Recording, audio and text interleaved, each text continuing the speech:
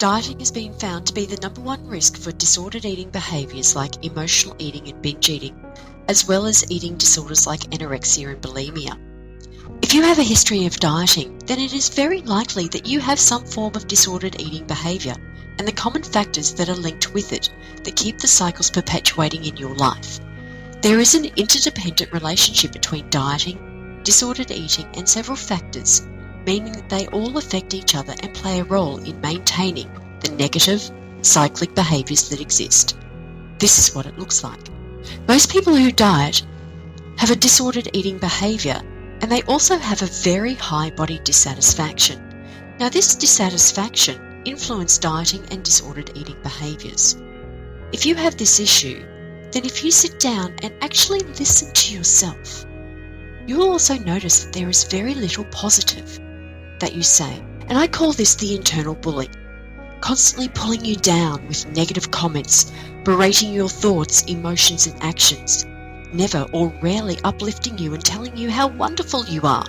If you diet, it is never good enough. If you binge, you are a disgusting fat pig. If you exercise, then you haven't pushed yourself hard enough. Then as your bully is pulling you down, your self-worth deteriorates a little more each day. That constant bullying and feeling worthless leads to you wanting to give up and make yourself feel a little bit better momentarily with food, so you emotionally eat or have a binge. Now let's not forget your genes, as they play a role in this process. If someone in your family has obesity, a history of disordered eating, eating disorders, mental health issues, alcoholism, or other addictions, then this may have an influence on your own genes, emotions, behaviours, and thought patterns. It doesn't mean that you are a victim of your genes, but it means that you may have a vulnerability to the influences of your genes, and you need to understand your family history to understand yourself better, so that you don't become a victim of dieting, disordered eating, eating disorders, body hatred, addictions, mental health issues, and more.